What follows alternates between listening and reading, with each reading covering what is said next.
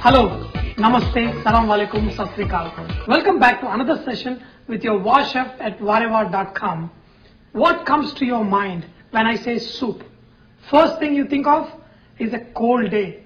Warm, comforting, steaming, hot tomato. See how easy it is to land on tomato soup. That is because I, together with 1 billion other Indians, will testify to the fact that tomato soup falls under the category of comfort foods. It is definitely Indian. Indian national soup is supposed to be mulgatani soup. That is odd, isn't it? If you travel on the famous Indian railways and want soup, you get tomato. If you walk into any hotel and see soup section on the menu, you may not actually find mulgatani.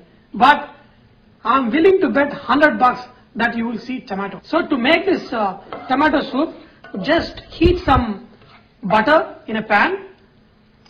Add a little bit cumin seeds because I love to add a little cumin.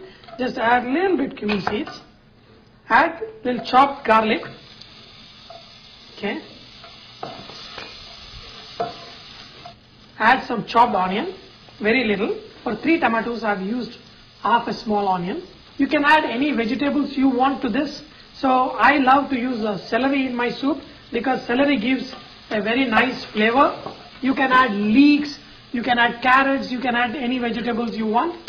And one more vegetable I love in tomato soup is bell pepper. That is a green pepper, or we call it capsicum in India. So use little bit. So what this does is it gives a very nice flavor to your tomato soup. After you saute this for a moment, add chopped tomatoes, add little salt. The one herb that goes excellent with your tomato soup is basil. If you have basil, just add. You know, I don't have basil, so, oh, you know what, actually I think I have. Okay. Okay, I have this basil herb. I just bought it recently, so it is hanging out there. So we're going to use some of this basil. If you add basil, immediately a very nice flavor comes. I don't know how, but somehow I'll find my ingredients from somewhere or other. So I add some pepper.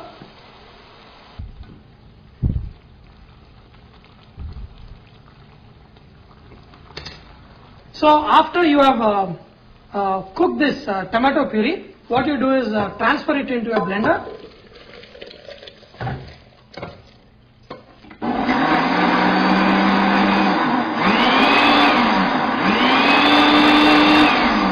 For a soup, you need some kind of thickening. So what we're going to do, we're going to make some roux.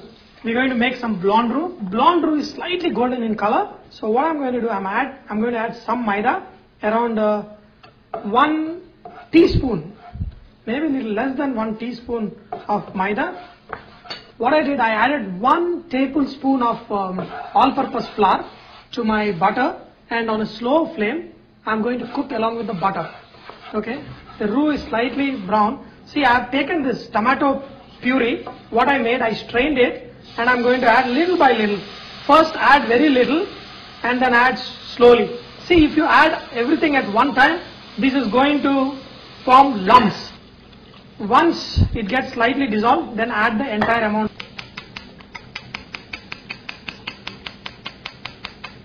Yeah, let us simmer this for like 10 minutes. Then we will check salt and seasoning.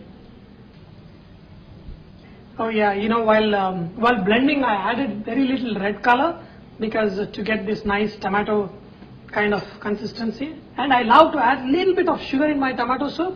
That gives a very nice taste to the soup.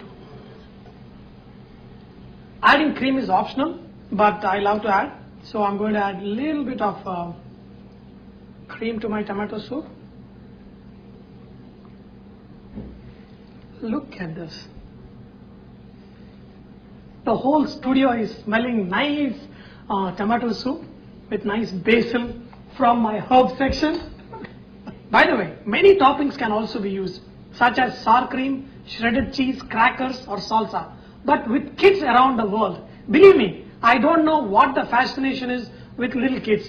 Maybe all the kids like to see the brown floating things. And if you ever wonder what those brown floating things on the top of tomato soup, don't fear. You can even make that at home. If you stick with my show, maybe you will even learn how to manufacture a husband at home that learns to cook. So coming back to those little brown things, they are called croutons. They are nothing but neat squares of bread that are deep fried and they turn crispy golden brown. When they float and slowly soak on the tomato soup, they make you a hero in front of your kids. When I started the show, I didn't realize that I didn't have croutons, but I had bread. So what I did, I simply fried my breads and now I have them on my tomato soup, those little brown things floating. I hope you have enjoyed today's session of learning to make this great soup. Remember that Vareva is all about inspiring others to cook. So please post your recipes, cooking tips, so others may benefit from your great cooking. Thank you.